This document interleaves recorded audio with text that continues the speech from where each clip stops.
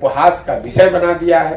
यहाँ के जो नेता है वो शर्ट के ऊपर गंजी पहनकर बेवकूफ़ी भरे वक्तव्य देकर और नासमझी की बात कहकर खुद का मजाक बनाते हैं कि आपके जो सांसद वहां बैठे हुए हैं उसमें बिहार की जनता ने 39 एमपी 40 में से 39 एमपी बिहार से जिता कर भेजा है।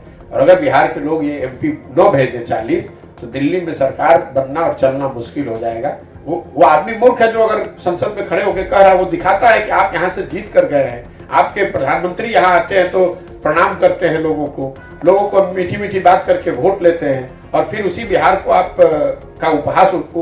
ये बिहार के प्रति जो दुर्भावना है लोगों के मन में, जो शब्द है बिहारी में, तो रोज ये मन से कहता हूँ ये शब्द ही गाली बन गया है।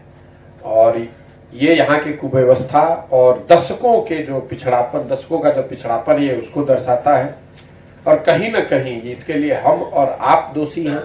जब हम लोग अपने विकास के लिए नहीं, अपने बच्चों के विकास के लिए वोट न देकर वोट देते हैं पुलवामा के नाम पर, वोट देते हैं किसी दूसरे राज्य के नेता को, अपनी चिंता नहीं करते हैं, तो यही आपको देखना पड़ेगा। उन्होंने संसद में ये बात कही तो आपको और हमको पता चली, लेकिन बिहार के लोगों को तो हर दिन ये गाली सुननी है।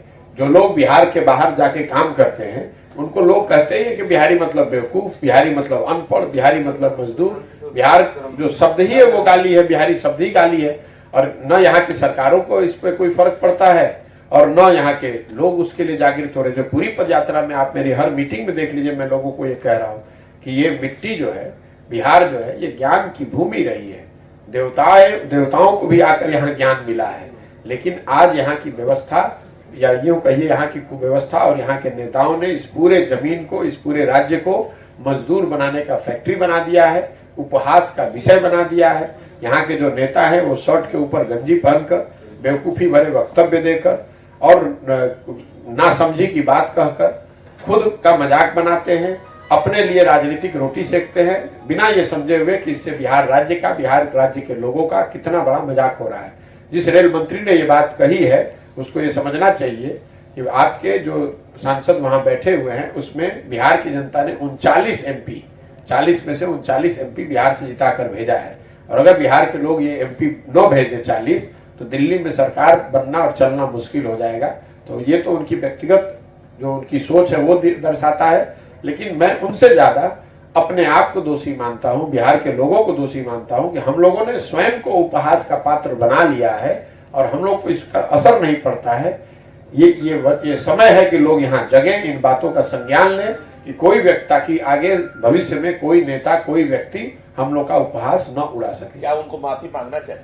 अरे मांगे या ना मांगे उससे क्या, आप फिर बार बार वही बात कर रहे हैं। आप उसका राजनीतिकरण करना चाह रहे हैं। मैं कह रहा हूँ सुबह से शाम तक जो हजारों बिहार के लोग बाहर काम कर रहे हैं वो रोज गाली सुन रहे हैं, उसके लिए तो आप कुछ आवाज उठा नहीं रहे हैं।